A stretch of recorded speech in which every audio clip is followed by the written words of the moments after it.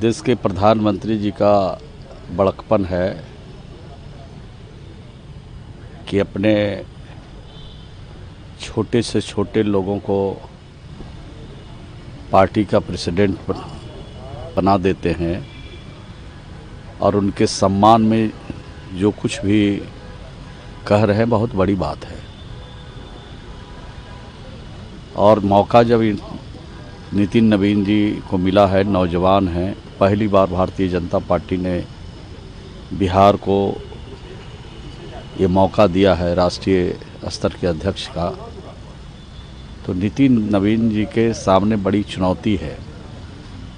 और मैं समझता हूँ कि युवा हैं, नौजवान हैं, अपनी पूरी ऊर्जा का इस्तेमाल करके इन चुनौतियों का सामना करेंगे और बेहतर से बेहतर प्रदर्शन संगठन में कर सकें, इसकी शुभकामना देता हूँ। प्रधानमंत्री ने भी कहा कि भारत कभी भी अवैध प्रवासियों को अपने लोगों को लूटने की अनुमति नहीं देगा। तो ठीक ही कह रहे प्रधानमंत्री जी।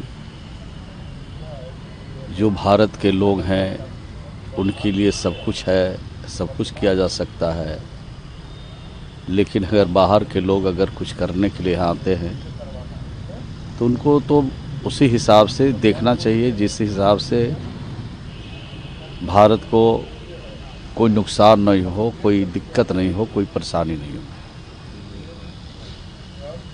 राहुल गांधी उन्होंने ये कहा कि मनरेगा के लिए कांग्रेस की लड़ाई संवैधानिक है, आरएसएस और भाजपा गांधी विचारधारा को मिटाना चाह रहे हैं। नहीं, गांधी विचारधारा किसी के चाहने से थोड़ी मिट जाएगा।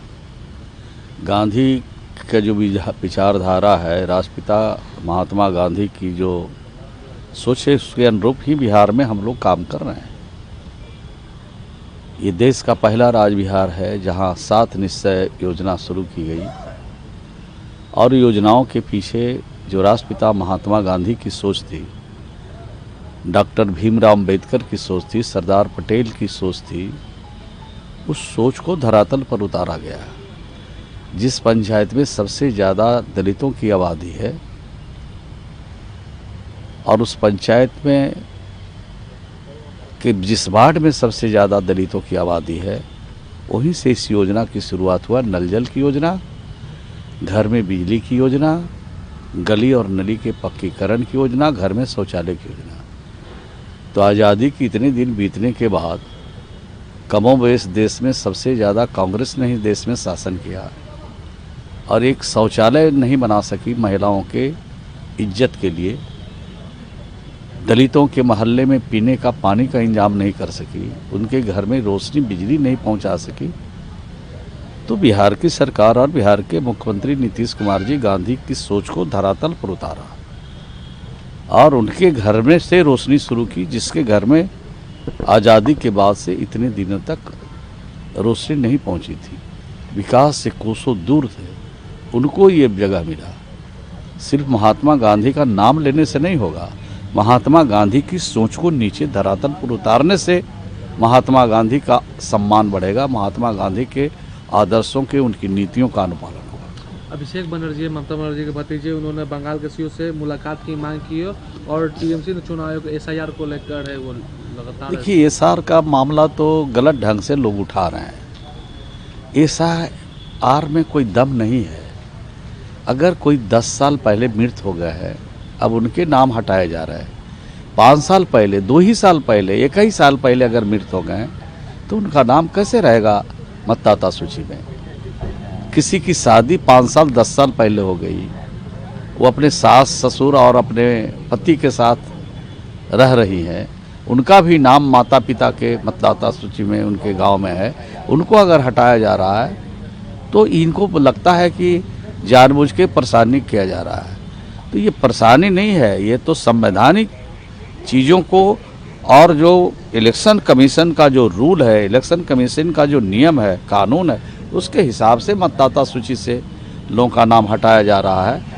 उसको तो इस पर विरोध करने के बजाय उनका नाम सामने लाना चाहिए कि जिनका नाम वो हैं, जीवित है, गांव में है, शहर में है और नाम उनका हटाया गया है। वैसे लोगों को सामने ला करके इलेक्शन कमीशन को मजबूर करना चाहिए कि ऐसे लोगों को नाम अपने हटाया है, लेकिन उनको तो एक नाम भी नहीं मिलता है। तो ये जो है राजनीति के हिसाब से चुनाव जब आते हैं तो कुछ मुद्दे नहीं हैं, तो इस मुद्दे के चलते ये सब खेला करते रहते हैं। इससे कुछ फ़ायदा होने वाला नहीं है।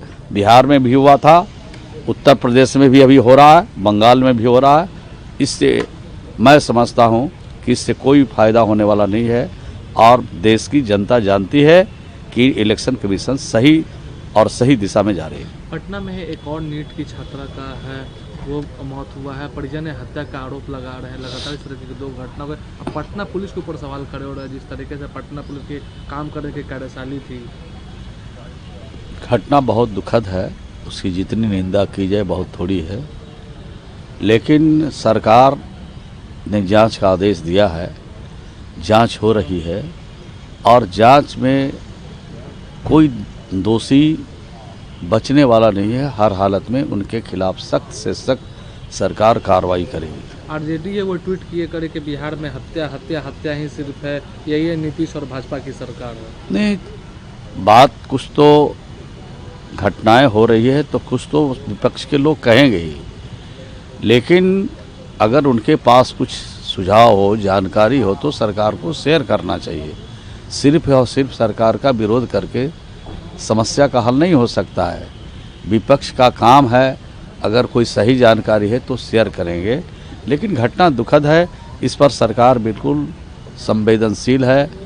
हर हालत में अपराधी पकड़े जाएंगे, किसी भी कीमत पर बख्शे नहीं जाएंगे।